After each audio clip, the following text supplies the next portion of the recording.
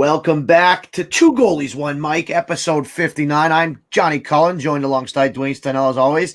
Duane, we are right in the middle of, the NHL trade deadline week leading up to Monday. The Sabres have taken points in 4 out of 5. Looks like a different group.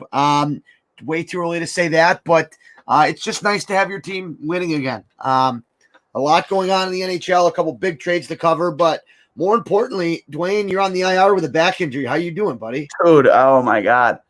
I gotta stop sleeping on my couch. I have a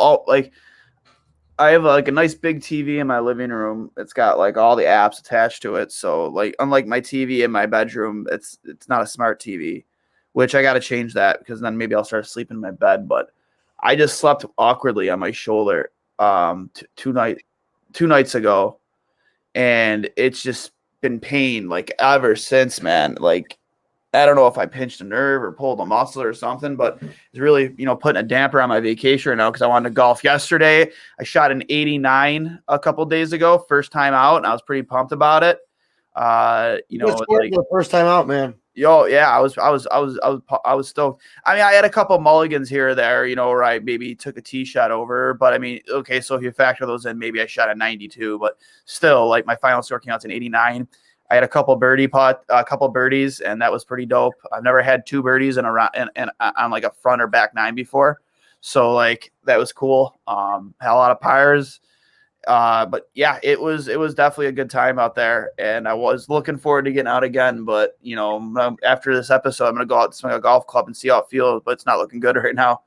What is looking good is the weather. We are welcome back to Buffalo, where it could snow in 2 weeks. But yeah, it is. It was snowing like not even a week ago. We had snow. And now it's like 70 degrees. It's great. We could get up to 80 today. I'm going to be in an ice rink all day. And the only good thing about that is being, hot, walking into a cold ice rink, and then walking back out. That feeling will never get old to me. Hockey in the summer and spring is always nice. But, on to what's going on. Trade deadline's coming up Monday. We're recording this on a Thursday morning. Obviously, the Sabres play tonight. They have the Devils in town. After, putting up a impressive performance. Sorry about that. Before we get to the trades, let's talk a little bit about that.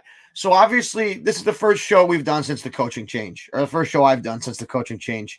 I was an adamant Ralph Krueger defender. I thought that, he was an intelligent guy and that would translate, and he was a good communicator. The problem is I feel like in the NHL, more so than other sports, or maybe this goes for all sports, but players, tend to, stick to that. I don't want to say code of silency, but they're not going to speak their truth, so to speak. It sounded like Ralph Krueger was doing all the right things, and I wanted to believe that, Duane, but I'm going to come out and apologize to the fans because I was so fucking wrong. To see what Don Granato has done in such a short period of time, that is the only difference, right? Outside of Jack and Taylor being outside of the lineup, but you'd have to think that would hurt the team. But, I'm not going there yet. The coaching change, to see what Don Granato has done in a limited period of time has been outstanding. I've been really happy to see it. His comments on Darlene, I think Jeremy on WGR retweeted it. Those got the blood flowing a little bit. And we saw the results in the last Devils games. He looked like the guy we drafted first overall, stepping up in the play. I know some people will call it puck luck on that one power play, but it's just been really fun to see. Love what Casey Middlestad is doing. He's playing with some more confidence. Listen, his skating stride is never going to be pretty, but it's catching up. He's getting up and down the ice faster. He's playing with a little bit more jam. Asplund, I believe he's been, called up, and Roostalainen as well with the taxi squad. We expect to see him. What have been some of your thoughts since the coaching change? I'll piggyback off what you said. It just feels like there's a lot more freedom to be more creative offensively. I feel like they're getting more chances off the rush, which was what we expected before the season started when you brought in Taylor Hall, that this team would be able to score more off the rush. And it wasn't like that under Ralph Krueger. It was actually the complete opposite. I think their game in transition has been a lot better. I feel like their neutral zone play has been a lot better. And their net front presence on both sides of the ice has been a lot better. But specifically, they're them creating chances off the rush. That's what's kind of stuck out the most to me, because with a team that to start of the season, you look at on paper, and it's like, Jesus, man, who's gonna be the guy that's gonna be carrying the puck? It's gonna be Taylor Hall? Is it gonna be Eichel? Are we gonna be putting that? Is Darlene gonna be given more responsibility as a puck carrying defenseman? Like, there were so many options there, in terms of driving scoring chances off the rush, and it hasn't been that under Kruger. Now we see Granato. One of the things that stuck out to me the most was like these little comments that Granato made about like utilizing video, video for like an off ice practice, and apparently it wasn't as prevalent under Kruger, which was concerning to me, because how can you expect to fix your mistakes consistently if you're not going back and watching video? You look at that in football; they do that all the time. They dedicate entire days to video, hours, between coaches. In the NHL, I just can't believe Ralph Kruger wasn't doing it. Yeah, I mean, I'm not saying he didn't say he wasn't doing it, but it wasn't as prevalent as you would think it would be. And you think about that, I'm like, well, how can you see the most glaring mistakes? Because Cully, you've played at a high level. Like, you're not always going to remember the game detail for detail, hours afterwards. Maybe the next day you go over video and you might see, oh yeah, I did this when I should have done that. How are you expected to fix those mistakes if you're not going over video consistently? And they weren't apparently they weren't doing that. That's concerning to me. And so now that Granato, it's the fact that the game happens at such a high speed and at a high level that your version of events isn't always what happened, right? Yeah. And so being able to go back on video, you actually see, oh, well, I didn't see this at the time, but that's actually what was there. And I think that's the biggest benefit of going back and looking at it. And we talk about how muscle memory plays in. I think that video plays such a role. Let me piggyback off that, Duane. I'm trying to come up with what exactly was going on under Ralph Kruger. And my best guess is, and I want your thoughts on this, and fans too, that coming over from soccer, they play in a very structured thing. It's a bigger field, right? They got more people on the pitch or the ice. I feel like he had the Sabres playing under such a tight structure, meaning that you have to do this, or this in this situation. But in the game of hockey, it's not comparable to soccer in the fact that it's closer. You're more on top of each other. There's more ebb and flow. It's not as structured, right? It's not like football where there's preset plays. It's not like soccer where you have a little bit more time and space around that ball bubble.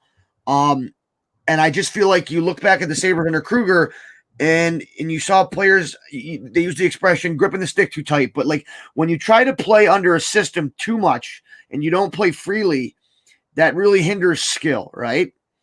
Yeah. And I think that's hits the nail on the head with the biggest difference in what I see. And you see a little bit more skill coming out in these high-end players that perhaps we didn't see. And my only answer I can come up with, Duane, is that they were playing under too harsh of a system under Ralph Kruger, where it's no creativity. In this situation, you have to do this, or this. Where guys, like, let's just be honest, hockey isn't played that way. Maybe for goaltenders we can think more like that, but for players, right? Like every play is different, every lane is different, every situation is different. What are your thoughts on that? I mean, again, you hit the nail on the head. I think coming over from soccer to the NHL. I mean, obviously it's a different game, but I think one of the things that definitely plays a big part of it is you weren't involved in the game for over a decade. It's a different game back then than it is now. Maybe not extremely, but it is. And I don't want to say the game passed Ralph Kruger by. I think that's a cop-out. I think that's an easy thing to say. But I think that the players – I mean, help me out here, Cully. I think the players, more or less today, are more willing to accept a coach who is going to maybe not hold them accountable. I don't think that's the right way of saying it. I think it comes back to accountability is something that happens throughout an organization. It can't. Yeah. But what I'm saying is, back in the day, like players would hold each other accountable. Now it just wasn't seeming like that in this locker room. And the coach himself didn't seem like he was holding certain players accountable, unless your name was Jeff Skinner, apparently. And, you see guys like Kyle Okposo, who, the game has clearly passed him by. I don't care what he's done recently. It's a fact. Not to say a fact. It's just a matter of opinion to me, but getting more ice time than guys like Dylan Cousins and guys like, even Casey Middlestat and Jeff Skinner. I get it that those are good locker room guys. I get it. Those are good, leadership group guys. But in today's game, Kyle Okposo isn't moving the needle for you, is he? No. But for me, it's.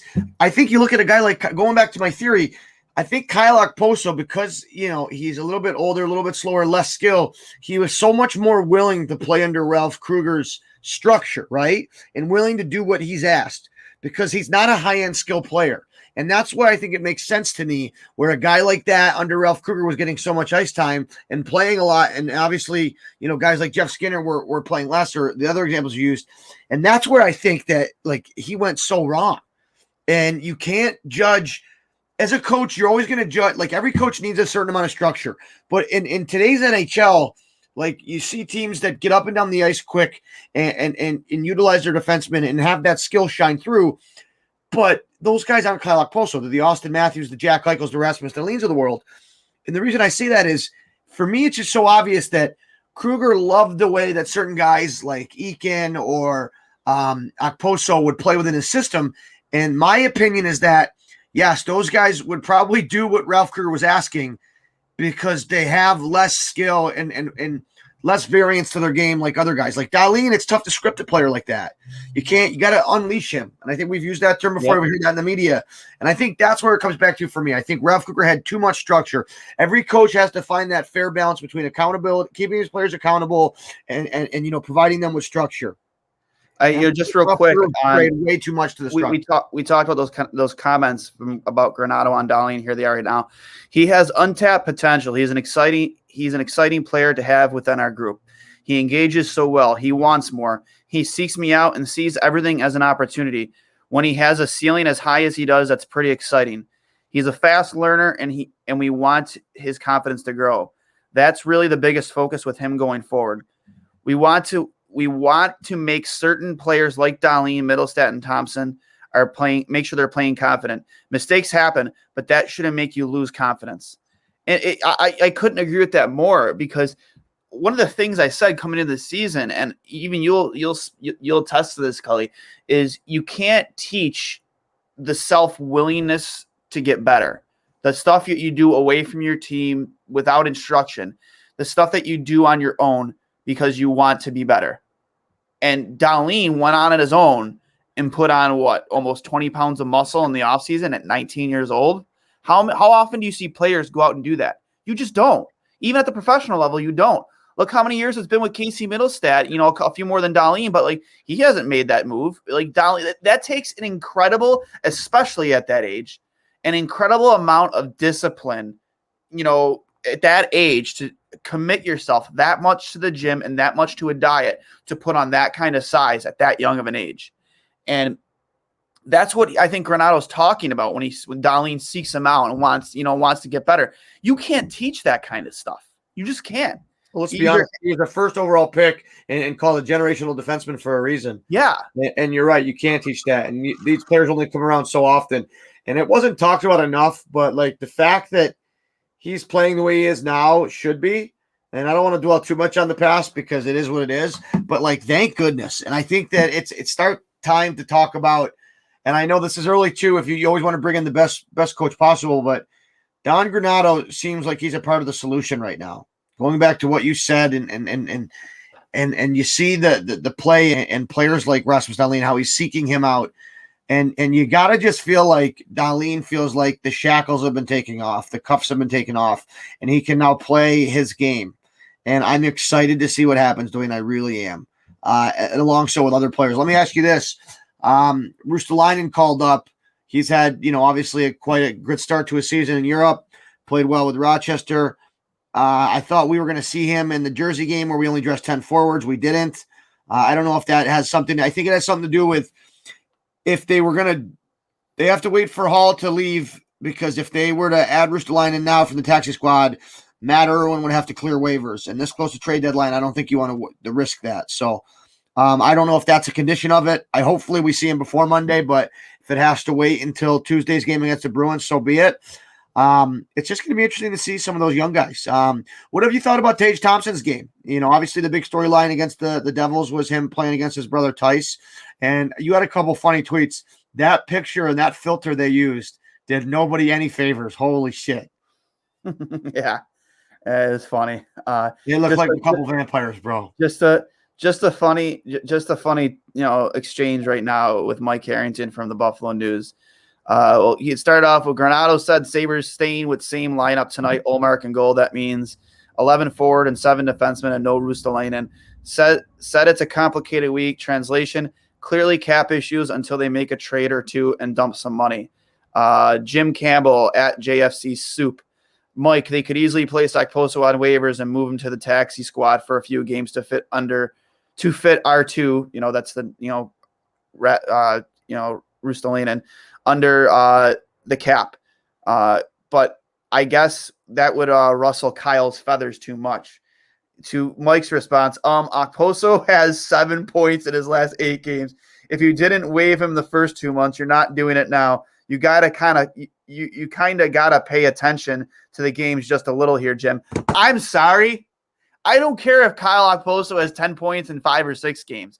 In a lost season, your focus should be on the future, not the past. Kyle Okposo is not the solution to this problem. He hasn't been since the day he came here, and he's not going to be this year, next year, or the following year in the last year of his contract. I'm sorry, that is such a terrible take by Mike Harrington. Like, I can guarantee you, if Granato could find a way to get Kyle Okposo off his team and get him off his books, he would. 100%. To look at more speed from guys like Rustalainen who have a higher ceiling, absolutely. Even Jack Quinn will probably get a game or two. Tell me because he has points in his. You already said it's a lost season, so what's the difference if it happens in four days versus? I get that. Oh, I totally get that. I think that's what I think. I'm not a Mike Harrington defender by any means. That's what I took out of it. Is you need some stability in the lineup. And listen, you talk about locker room guys and shit like that. I get it. For whatever reason, Okposo was valued. I don't get it either. But I do know that it's in a lost season. What's it going to matter 3 days versus 2? I think that would just cause more problems than it would do good. But I can see the other side of it. I can see your side of it. In a lost season, who gives a fuck? If Okposo really isn't part of the future and he's not going to be here next year, then kick him to the curb. Yeah, it just scares me how much lost money's on the books as far as coaches go. You don't want to be paying players a la Matt Molson to not play for your team, especially in today's COVID cap world where it's so hard and you're seeing it ripple through the trade world. And getting to that, Duane, do you want to break the big trade from last night? You have the Islanders and the Devils. What a big trade. I was watching the Leafs in Montreal game. A couple of clicks for my boy Jack Campbell. He set an NHL record last night, 10 straight win, 10-0 to start a season. Really happy to see him have some success. I got interviewed for an article in the Toronto Sun. There was another great article on him in the Athletic. Jack's somebody I spent a year and a half with and, shared a crease with, and he's a great guy. He's doing really well. Tough for me to say that as he plays for the Leafs, but listen, I was rooting for him last night. And I love for your feathers, but I read that article. It seems like he's a great guy, and he's definitely paid his dues in this league, and he did it the right way. So to see him get this opportunity and him to be the successful, it doesn't matter what jersey he's wearing. It's a nice state, and as the goalies, we can appreciate that because we know the struggle and how hard it is. But one thing I don't appreciate is number 36. Oh, yeah, that's a terrible number. That's a god-awful number.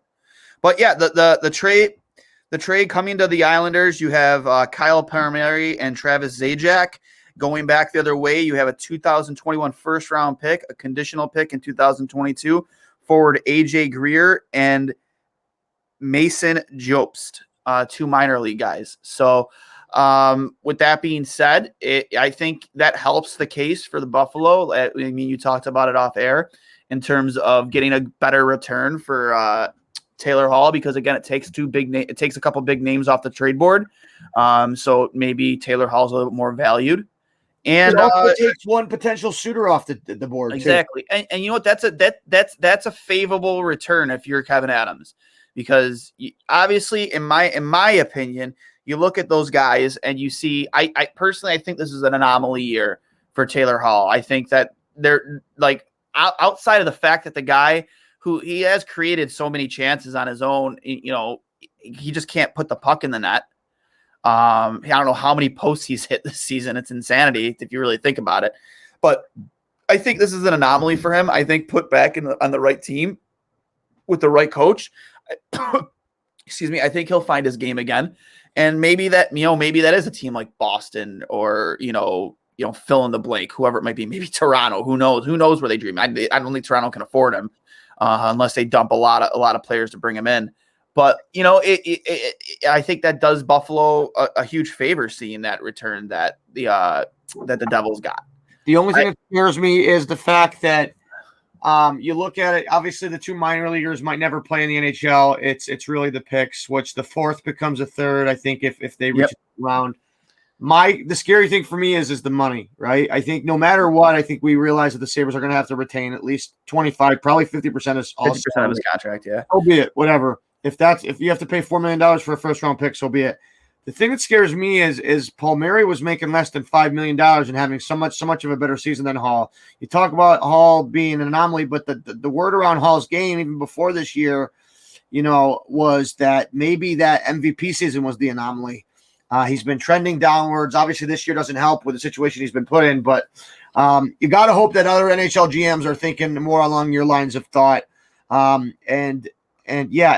Listen, I would love nothing more than Toronto to overpay us for Hall and them to lose in the first, second round. Yeah, that would really get the blood flowing. And Jackie Campbell's still playing well. Yeah, I mean, you got to just hope that Freddie Anderson takes the last loss in that scenario for me. Just like, every good goalie hopes his backup, his partner, lets in 6, but this team scores 7. The old goalie hyperbole. What I was getting to though is the money scares me, especially in this tight of a cap COVID world. But I don't know. I forget who said it last night. Maybe it was Dreger in the intermission of the Leafs Canadiens game, which was a hell of a game. Jake Allen, a couple clicks for him. He played really well. But the fact that Palmieri is making so much less money, the fact that Zajac was also included, who's no slouch, and obviously he's a UFA too. But the fact that it was just that for so much less money, I don't know. The Bruins have been mentioned. I thought they were high on Palmieri. I know they're in the market for a defenseman too. I think that we have a couple of those to move as well. Here's what gets me, and I've heard it mentioned. Josh Manson is on the Ducks. He's a top pair right-handed defenseman, very valuable. But they talk a lot about I forget who the GM of the Ducks is at the moment. Forgive me, but them not wanting to part with pieces that are going to help them. And I agree. And you hear it mentioned all the time with guys like Allmark or Reinhart, like who I think are part of the solution here. Anytime you trade a player, an established player who plays the game the right way and plays hard, which I think Reinhart does. You can argue all you want which position he is, but he plays hard in a lot of tough situations. What scares me is anytime you trade players for picks, there's no guarantee. And when you look at the Sabres draft history, there was that article on The Athletic that obviously the 2020 looking back, what could have been, that's not fair, but the Sabres gutting their drafting department and their recent history of drafting scares me. Don't give up players that are going to be a part of the solution. And that's where I think I come back to Hall. Is he going to be part of the solution here? No. Is Eichel? I'd like to think so. Is Reinhart? Yes. Is Allmark? He's changed my mind in recent weeks. The more I look at his game, he's getting better and better. Here's the thing, though. You're going to have to pay him after this season. What are you paying Linus Ullmark? I'd pay him 5.5, 6. I don't know if I'd go that high yet. I changed my tune. I wouldn't. Listen, I love Linus Ullmark. You of all people know that. I have a problem paying that much money to a goalie just to begin with. But I also have problems paying a goalie who's been injured 2 out of the last 3 seasons for an extended amount of time. Well, the league average for goalies is like 8.5 for both goalies, right? So if you get him in at 5.5 and you pay your back, that leaves $3 million for a really good backup goalie. And if you want to make the argument that Linus hasn't proven that he's like a 1A like yet, or like a full-time starter, then fine. 5.5 as a 1A, that leaves you 3 for your other goalie. Listen, I know I'm going off of averages here, and not every team might want to spend $8.5 million on goalies, but fuck, Robin Leonard makes 5.5. Are you saying? Yeah, but Marc-Andre Fleury is also starting over right now, is he not? Yeah, I don't know. Leonard's been out with injuries and stuff. Yeah, he hasn't had a great year, but he signed that contract last year. You know, I think with the raise in pay you would give Ullmark, I think if you offered him probably around 4.5 to 5 for 3 years, I think I'm very okay with that contract, because it really gives you more time to see what you have with UPL, Ukko-Pekka Luukkonen. And it really gives my opinion, who your real stud is, Eric Portillo in Michigan. It gives him more time to develop his game and get to Rochester. They're just still so far away, and there's always a question with UPL's hips, and will he turn out? I just think it goes back to this age-old adage of, listen, you're trading proven players for commodities that aren't proven in draft picks. Like, it's just scary, especially when you look at our drafting. I am actually any scouts right now. I know not every league. Our scouting staff is slim as it is. Probably some of the probably the smallest in the entire league. It's 100% the smallest in the entire league. Yeah, and again, you look at our draft history, and it's been very, very, very bad. Especially in the first 3 rounds. If you're not talking about Eichel, Dahlin, or Reinhart and Cousins, we don't know what we have in Jack Quinn yet. It's been very bad. It's been terrible. I personally would be willing to take a less sexier pick for Taylor Hall if it meant you're getting back a prospect that's ready to contribute next season. Dude, if you're getting back a prospect that is going to play NHL games, I think that, yes, 100% that you could probably take a late first or a second even. I think if you're getting a high-end prospect that was a first-round pick himself, that's farther along in his development, I think that's even more proven. Look at a guy I know he's the wrong position, but look like Zegras, like a guy like that's very early on in his career, but shows promise. Somebody that was drafted in the top half of the first round or in the first round, but that's shown that he's going to play in the NHL. Does Taylor Hall alone get you that? No, it doesn't. Probably not. I think. But I look at a guy I know he's not having a sexy season this year in Boston, but I look at a guy like Jack Studnicka. I think Jack. I know the Studnickas. I played with his older brother Sam in Windsor. Jack is. Listen, I don't think they're willing to part with Jack, but I would take Jack in a heartbeat. Absolutely. And at his very least, he's going to be a third-line center for a long time, and a very good third-line center. How do you feel about Sam being moved to center, and how do you think he's performed? You mean Jack? Sam's my no, Sam Reinhart. Oh, Sam Reinhart. Sam Reinhart's moved to center. Yeah, he's been playing well, man. Listen, you're going off the past 5 games, the Sabres have shown promise, and I think that's a scary thing because, and I think Kevin Adams realizes this. It's a scary thing for fans but nobody's getting their hopes up after what we've been through. Sorry. No. Maybe it's not that scary. I think it's promising, but I think it goes back to my point that you look at guys like Montour had, some good plays. Miller is playing better. You gotta know internally who is going to be a part of your core going forward. And some guys, nobody's untouchable because, you listen to offers on everybody, but you have a certain amount of guys that you're not going to part with unless it really, really makes sense. And you've seen it in the past with some teams give up on players for picks, and it did just be tough. Are we in a rebuild? Yes. It just, how far along are we in that rebuild is going to come down to, who gets moved. I think they're going to trade guys like Reinhart. If they're listening to offers on Eichel, if they're going to give up Montour and Miller and all these guys, I think Montour's gone. Montour's gone, right? I mean, I think he's helped us. He's a UFA. I think he's gone, and I think you get a lot more for him now with the way he's played since Granato has taken over. Go back to his last game against the Devils. He makes a great play. I think it was on the third or fourth goal. Making a great, he scored it. He fucking jumped in the backside on the right side and scored. He's got 3 goals in the last 2 weeks. Duane, here's what scares me about Montour. Right after that goal, okay, It was less than a minute left in the period. He stays out there. Puck transitions in the neutral zone. He then forces a play through the middle up the neutral zone with no help. It ends up getting picked off because it was a weak pass going across his body, and he takes a penalty trying to defend the breakaway that he just gave up. They score on that, and it almost changed the game. I just think that that's a lot of high and low in his game. I've never been a huge fan. I don't disagree with you. I don't disagree with you. I just think he has noticeably played a lot better under Don Granato, and I think in terms of getting value back in a trade, it helps quite a bit.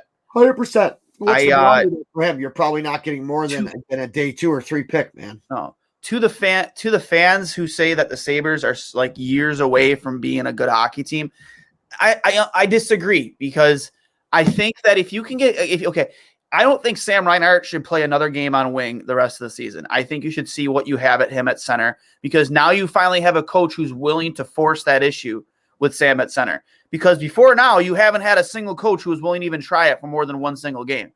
He's been attached to Jack's hip his entire career.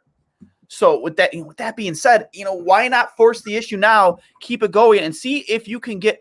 I'm more willing to pay Sam Reinhart anywhere between $6 and $7.5 million a year if he's getting me the same point production at center in a second line role than I am at a first line wing role. 100%. You know what I mean? Like that, I value that. I value those points as your second line center so much more, even if it's the same point output as he's getting playing on Jack's wing. If you're getting that from your second line center, I value that more at that price tag than I do as him playing on Jack's wing. Because if you're playing on Jack Eichel's wing and you want that kind of money, I'm sorry, you should be scoring 30 to 40 goals every season. It's the way I think we have options at wing too, and we don't have options down the middle as much. Hey, would you agree? Listen, everybody knows that you value centers more. Oh, absolutely. I completely agree with that opinion. I think that it's been way too long, and that's why I think that I hate to come back to this on a different topic. It's time to start talking about maybe taking the interim tag off of Don Granato. If he's been the first coach out of fucking 6 willing to take Sam away or put Sam at center and see what he's got, he's at least showing us that he's willing to invest in seeing what works. And not, being every coach has preconceived notions, and that's what makes them them. That's what makes them a coach. That's what got them there. But you have to be willing to see what you have. And Don Granato seems to me like he has a great approach. And listen, excuse me, how can you not be? I think I almost just threw up. That's terrible. Oh my God, that's going on the blooper reel. How can you not look at the past 5 games and not think that you like what he's doing with our young guys? We've had so many guys that we've written off, from Middlestat to Thompson to some of these other guys, that we have guys like R2 and Asplund. We have guys in the pipeline. Borgen's playing well. I just think it's going to be who is part of your core going forward. I think Sam has to be. If they move Sam for less than Monahan or something like a ready-made player, I'm going to be upset. Yeah, anything you trade Sam Reinhart for, you need guys that are ready to play now. You can't take players that are draft picks. Again, like we mentioned earlier, this team's draft history. I think there's an opportunity to speed up the process in terms of being successful, just because you're about to go into a free agency period, much like the last one, where $8 to $10 million can get you a lot. It can fix a lot on your hockey team. Look at Florida, for instance. Great example. Verhaeghe. Look how well he's playing. He's making $1 million this season and next season. Anthony Duclair, he's not putting up a ton of goals, but he's not playing bad. He's making 1.7. Playing great, man. You can argue that for whatever they're paying their guys, they brought in the right people. And I think it goes back to your point. For the people that argue that the Sabres are years and years and years away from being good, I think we're closer than you realize, but it's going to come down to making the right moves and keeping the right core, but also adding the right pieces. Obviously, this year, the pieces we added in Stahl and Hall and the others didn't work, okay? No.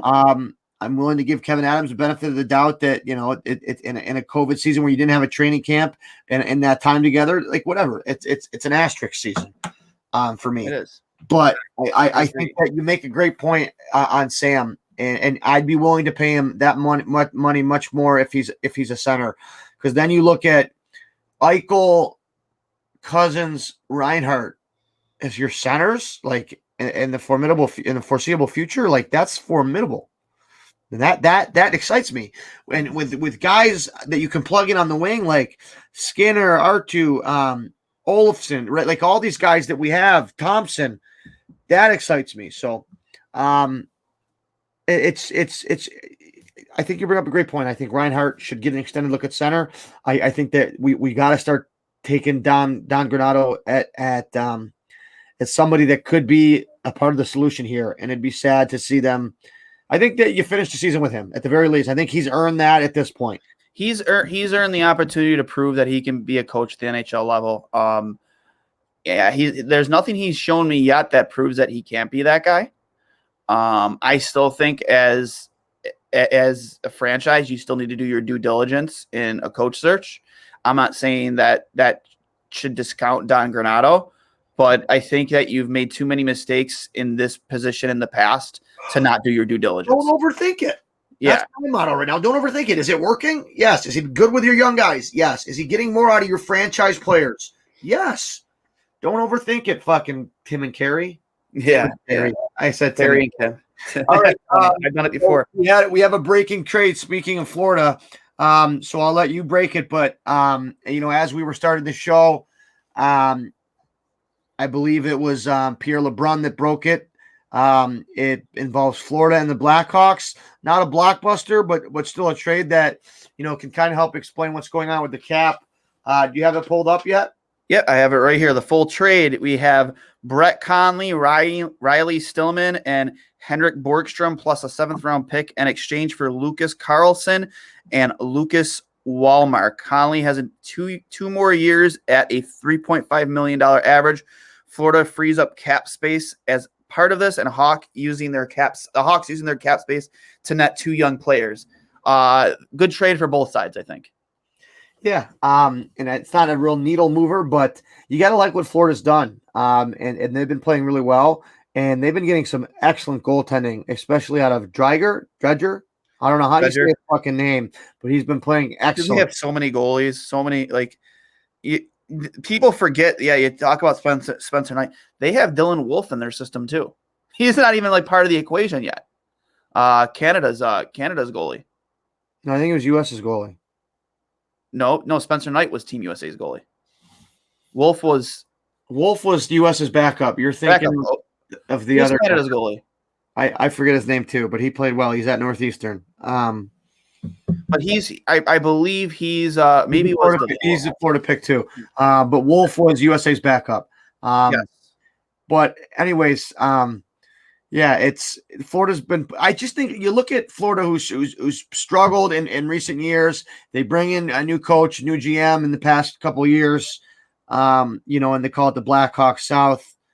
But they're a team that can provide a blueprint for the Sabres that if you build around your core and Barkov. Listen, Barkov is the most underrated player in the league. I've been watching more of him. He's just a stud.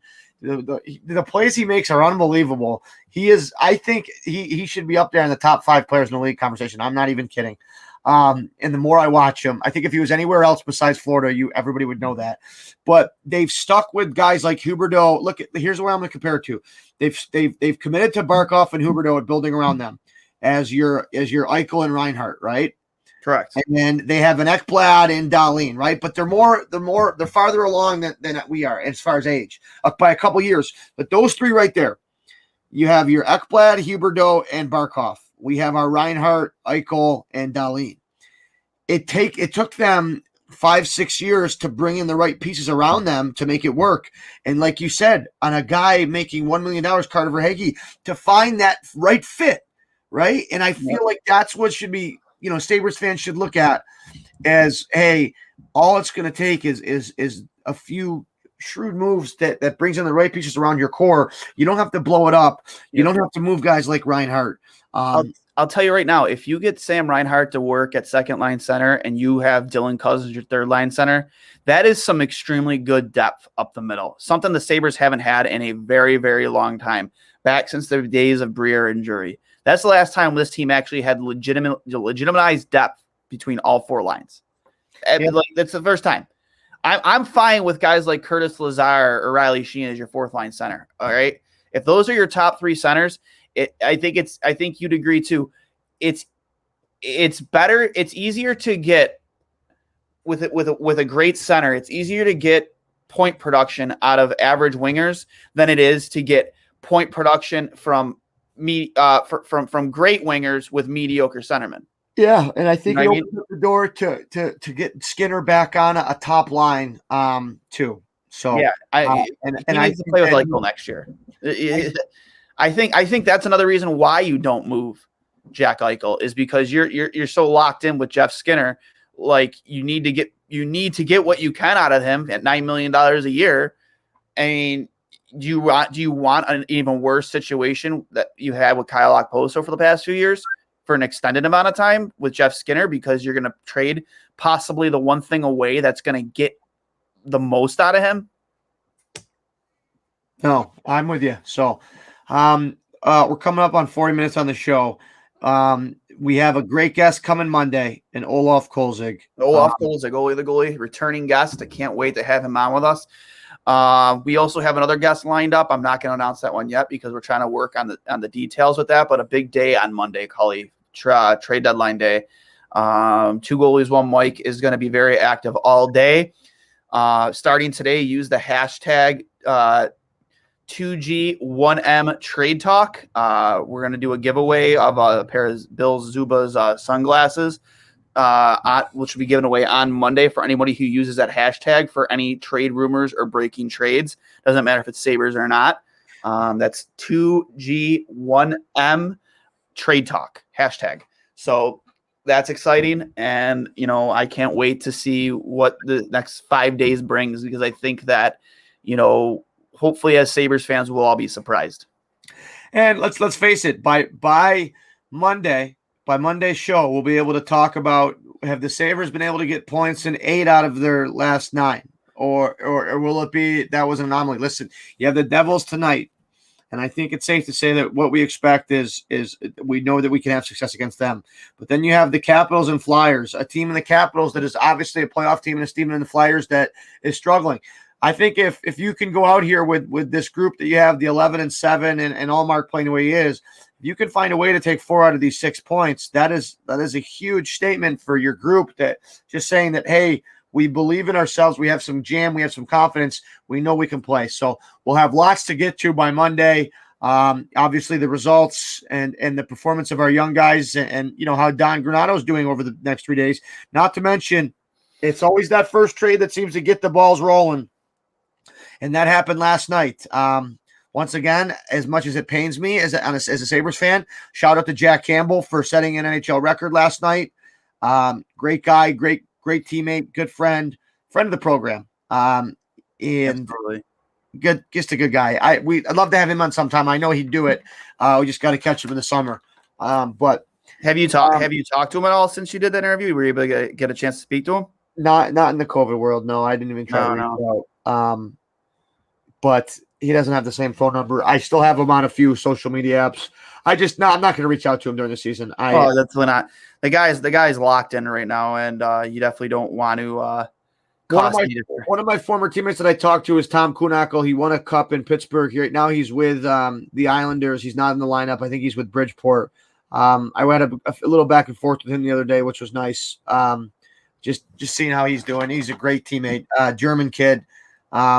Also asked him about Peterka, and he had nothing but good things to say playing with him. Another player was excited to see play possibly the next couple of years. He's going to be a guy that'll play NHL games, and coming from Tom that knows, he knows. He was a German player that was picked in that same area, second round, and he won a Stanley Cup as a depth guy. So, no, great show. I mean, it's going to be fun to see. Like he said, big show Monday with Olaf Kolzig. Don't forget to use the hashtag 2G1M Trade Talk to get yourself a fresh pair of sunglasses. And how can you not need them with this beautiful weather we're having. Yep. And do not forget, everybody, support for Two Goalies, One Mic is brought to you by Manscaped, who is the best in men's below-the-waist grooming. Manscaped offers precision-engineered tools for your family jewels. They obsess over the technology developments to provide you with the best tools for your grooming experience. Manscaped is trusted by over 2 million men worldwide. Join the movement for all your below-the-waist grooming needs. Get the Lawnmower 3.0, built-in flashlight, the protective guard so you avoid any nicks or cuts, and it's waterproof too. So if you're trying to you're on the go, hot date, got to shave, and you do it in the shower. And again, I never knew I needed a flashlight for my razor until I had a flashlight on my razor. It definitely helps the experience. So if you use the code word Trainwreck, all capital letters, TRAINWRECK, you get 20% off your purchase and free shipping. That's Trainwreck, all capital letters, 20% off, free shipping. Manscaped.com. Cully, it has been a lot of fun tonight, man. Yeah, and it's going to be a lot of fun the next couple of days. So, like Duane said, tweet us, tweet at us, and any questions for anything you want to cover on any ideas you have us for Monday's show. We'd love to hear it. Yeah, it's going to be a fun 4 days here. Really looking forward to talking to Olaf and just breaking down what happens around the league. But hey, get that shoulder fixed with that. Can you show everybody really quick the old vibrator that you got? The old gut thing is a lifesaver. Look at this thing. Everybody, Duane was working himself with this to start the show, and we came on, and I lost it. And dude, it feels so good. Oh God. So hopefully Duane gets on the golf course. He's too much of a big leaguer to shot an 89 my first time out a few days ago. Was feeling really good. Had a couple back-to-back pars, a few birdies. Shooting an 89 your first time out in 8 months. That's I was hoping just to break 100, not break 90. So I can't take you seriously with that goddamn it feels so good. Vibrator on your back, but I love it. Hey, get healthy, and maybe we'll swing the sticks this weekend. But everybody, enjoy the weather. I hope you enjoyed National Beer Day yesterday. Get out and enjoy the weather, and have a great weekend. Hopefully, we come back on Monday talking about a better Sabres group. For Duane Stanell, I'm Johnny Cullen. Duane, any last words? Just tune in this coming Monday, and can't wait to talk to you all and just hopefully see a better Sabres team. Fucking rights. Everybody, enjoy your weekend. Peace. Peace.